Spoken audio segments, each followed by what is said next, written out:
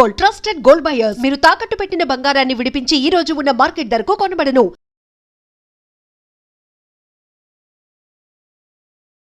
మీరు నిత్యం రోజు స్వామివారిని చూస్తుంటారు, అలంకరిస్తుంటారు. ఆ విగ్రహాన్ని చేత్తో తాకే అదృష్టం మీకు ప్రతిరోజు లభిస్తూ ఉంటుంది. అయితే స్వామివారి వెనుక భాగాన ఒక వెంట్రుకలు ఉన్నట్లుగా ఒకటి ఉందని ఐఏఎస్ ఆఫీసర్ రమేషన్ గారి పుస్తకంలో రాశారు.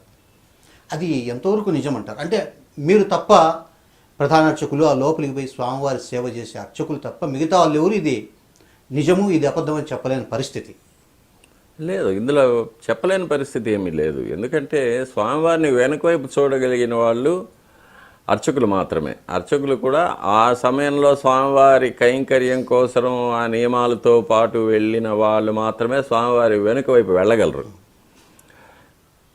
అట్లాగే నేను అభిషేకం చేయడానికి వెళ్ళినప్పుడు స్వామివారిని ఆపాదమస్తకం చేత్తో తాకుతాను. స్వామివారికి వెంట్రుకలు అనేది లేవు, శిల్పంలో ఉంటుందంతే. శిల్పంలో ఉంది కానీ సహజమైన కేశములు అనేవి స్వామివారికి లేవు. ఇదే కాకుండా స్వామివారి దేహం మెత్తగా ఉంటుందని, స్వామివారికి చెమట పడుతుందని, స్వామివారి పాదాలు మెత్తగా ఉంటాయని, ఇలాంటివి చాలా చాలా చాలా కొన్ని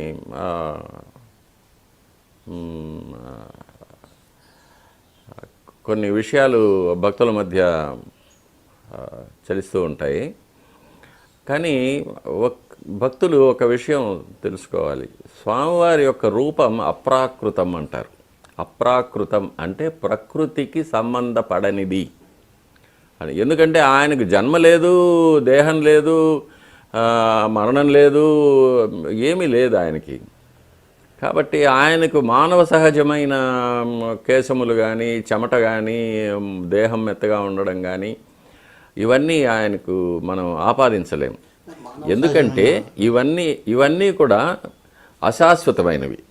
మానవ దేహం అశాశ్వతం, పంచభూతాల్లో కలిసిపోయేది. కాబట్టి వెంట్రుకలు అనేది కూడా కెరటిన్ అనే సబ్స్టెన్స్తో తయారు చేయబడిన ఒక సెల్ గ్రోత్ అది సైంటిఫిక్గా. కాబట్టి అవన్నీ కూడా మానవ దేహానికి సంబంధపడినవి. కానీ స్వామివారికి దేహం లేదు, అప్రాకృతం అంటారు. కాబట్టి అది స్వామివారికి ఆపాదించడం మన మౌఢ్యం. అంటే రమేషన్ గారు రాసింది మానవులకు ఉండే వెంట్రుకలను కాదు, విగ్రహానికి వెనుక భాగంలో వెంట్రుకల లాగా అది ఉంది స్వామివారికి. ఇప్పుడు మనకు మామూలుగా ముఖబింబం ఉంది, నేత్రాలు ఉన్నాయి, నాసిక ఉంది, అద్భుతమైన ఒక చిరునవ్వు మొహం మీద, అందమైన సుందరమైన పెదాలు ఉంది, కర్ణభూషణాలు ఉన్నాయి, చతుర్భుజాలు ఉన్నాయి, గోళ్ళు ఉన్నాయి, పాదాలు ఉంది, హస్తంలో రేఖలు ఉన్నాయి, దైవికమైన రేఖలు, మానవ సహజమైన రేఖలు కావవి. ఇలాంటివన్నీ ఉన్నాయి. అవన్నీ కూడా శిల్పంలో సహజంగా ఏర్పడినవి. అవి స్వామివారి యొక్క దేహం స్వయం వ్యక్తం అంటారు. శిల్పులు చెక్కిన దేహం కాదు, స్వయంగా స్వామివారు వచ్చి నిలిచిన అప్రాకృతమైన దేహం. కాబట్టి అది ఆ స్వామివారి యొక్క మూలబింబం దేనితో తయారు చేసిందని కూడా మనకు తెలియదు, మనం చెప్పలేం. మామూలు శిలాబేరం లాంటిది కాదు అది. శిలాబేరమో, సుధాబేరమో, దారుబేరమో అట్లాంటివి కాదు. అది శాలగ్రామ శిలాస్వరూపం అని ఆగమశాస్త్రం చెప్తుంది. కాబట్టి స్వామివారికి వెనుక వైపు, ముందరికన్నా వెనుక వైపు నుంచి స్వామివారు చాలా అందంగా ఉంటారు. కాకపోతే ఎవరు చూడలేరు. స్వామివారికి వెనక శిరశ్చక్రం ఉంటుంది. శిరశ్చక్రం కింద మెడ వరకు వంపులు తిరిగిన వెంట్రుకలు, చివరిగా ఉంగరాలు ఉంటాయి. ప్రళంబ యజ్ఞోపవీతం ఉంటుంది, కౌపీనం ఉంటుంది స్వామివారికి, మన కౌపీనం. తరువాత చేతిలో ఉన్న బాజీబందులు, మెడలో ఉన్న కంటె, చిన్న కంటె, పెద్ద కంటె, వీటన్నిటినీ కట్టిన పట్టు దారాల యొక్క కుచ్చులు కూడా ఉంటాయి స్వామివారికి. అంత చాలా అందంగా ఉంటారు స్వామివారు. వెనుక వైపు నుంచి ఆ చతుర్భుజాలు ఇంకా గంభీరంగా కనిపిస్తాయి, చాలా బాగుంటాయి. స్వామివారికి శుక్రవారం మాత్రమే అభిషేకం చేయడం ఏమైనా ప్రత్యేకత ఏమన్నా స్వామి? వారంలో ఒక రోజు చేయాలి, అది శుక్రవారంగా చేస్తున్నాం.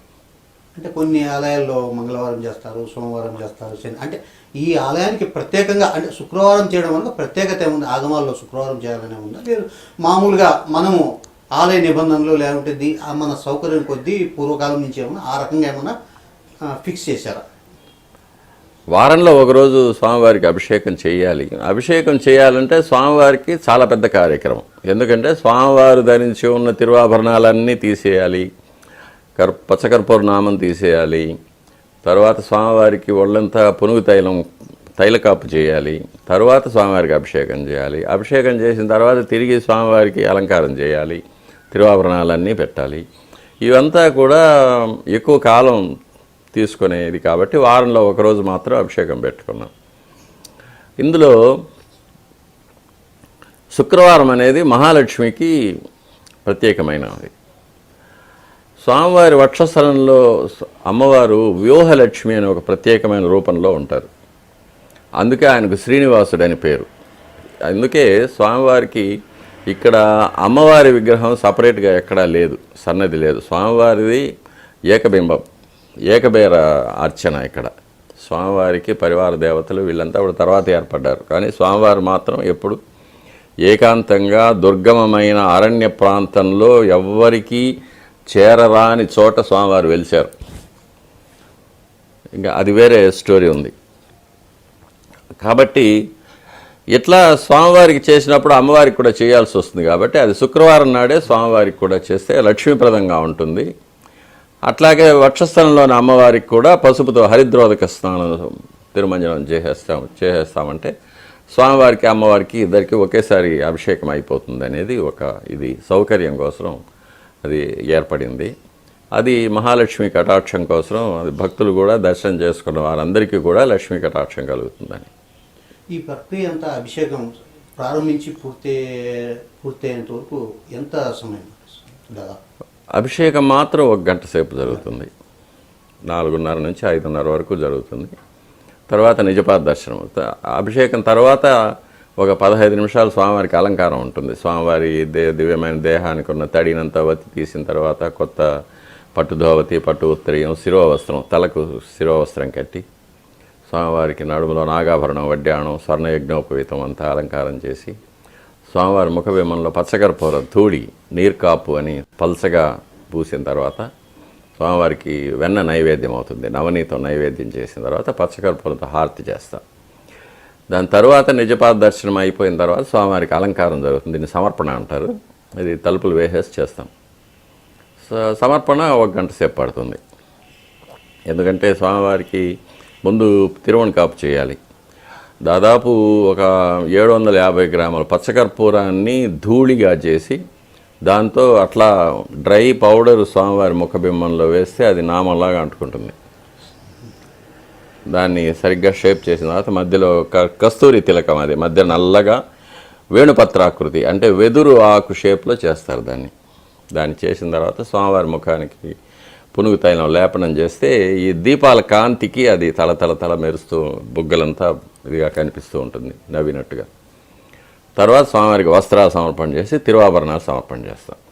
తిరువాభరణాలు సమర్పణ చేసేటప్పుడు ఒక పర్టికులర్ ఆర్డర్ ఉంటుంది. ఫస్ట్ నడుములో సాదా వడ్డాణం, తర్వాత నాగాభరణం వడ్డాణం, తర్వాత గంటలు మొలతాడు అనే దశావతార వడ్డాణం, తర్వాత సూర్యకఠారి, అందెలు, పాగడాలు కట్టిన తర్వాత మళ్ళీ సాలగ్రామ వస్త్రం, కటారి వస్త్రం, ఉత్తరీయం.